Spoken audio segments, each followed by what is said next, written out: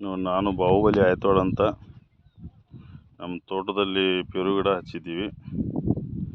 ಈಗಿಷ್ಟೇ ನಾಟಿ ಮಾಡಿದ್ದೀವಿ. ನಿನ್ನೆ ನಾಟಿ ಮಾಡಿ ಇವತ್ತು ಡ್ರಿಪ್ ನೀರು ಬಿಟ್ಟು ಡ್ರಿಪ್ ಮಾಡಿ ಇನ್ನೂ ಬಿದಿರು ಕಟ್ಟಬೇಕು. ಬಿದಿರು ಕಟ್ಟಿಲ್ಲ. ಗಿಡಗಳು ಬಾಗಿದಾವ. ನೀಟಾಗಿ ಎತ್ತಿ ಗಿಡ ಕಟ್ಕೋಬೇಕಾಗ್ಯದ.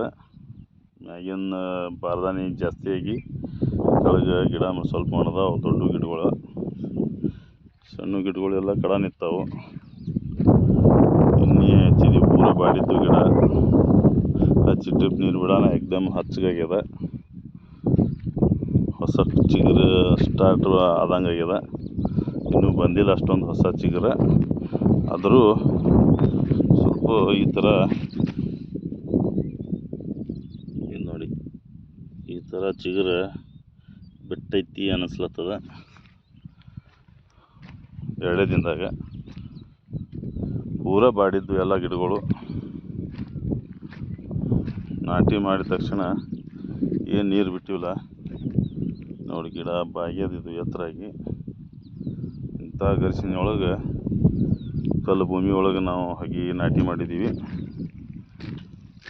ನೋಡಿ, ಎಷ್ಟು ಚೆನ್ನಾಗಿ ಕೂತಾವು.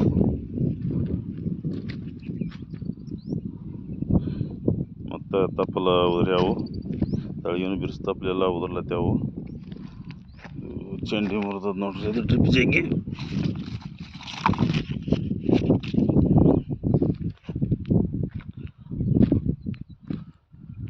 ಟೋಟಲ್ 850 ಹಗಿ ಕೂತದ ಪೂರ ಪ್ಲಾಟ್ನ್ಯಾಗ.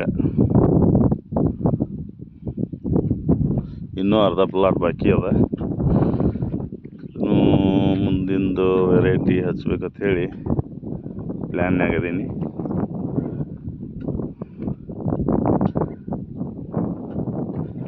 ಇವಾಗ ಅರ್ಧ ಪ್ಲಾಟ್ ಹಚ್ಚಿದ್ದಷ್ಟೇ.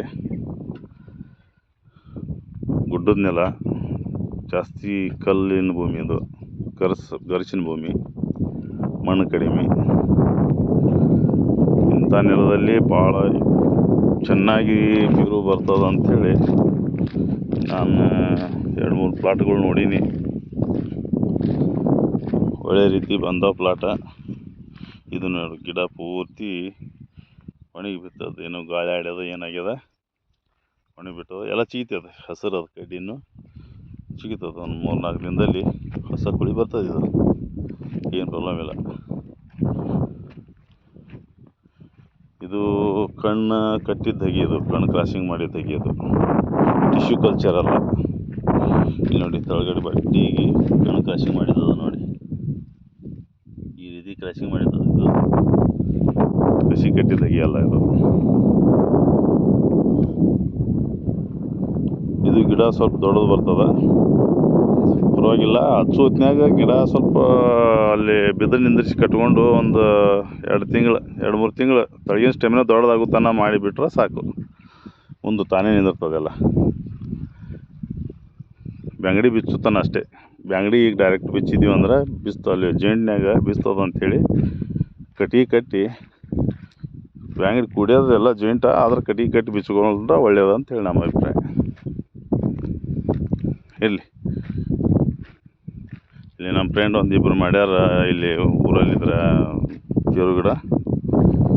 ನಾನು ಅಲ್ಲಿ ಹೋದಾಗ ನಿಮಗೆ ಅದನ್ನು ವಿಡಿಯೋ ತೋರಿಸ್ತೀನಿ ಅಂತ.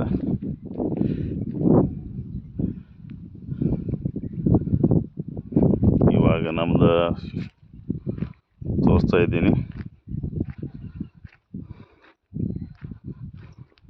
ಸರಿ, ನಮಸ್ಕಾರ. ನಾನು ಮತ್ತೆ ಮುಂದಿನ ವಿಡಿಯೋದಲ್ಲಿ ಸಿಗ್ತೀನಿ.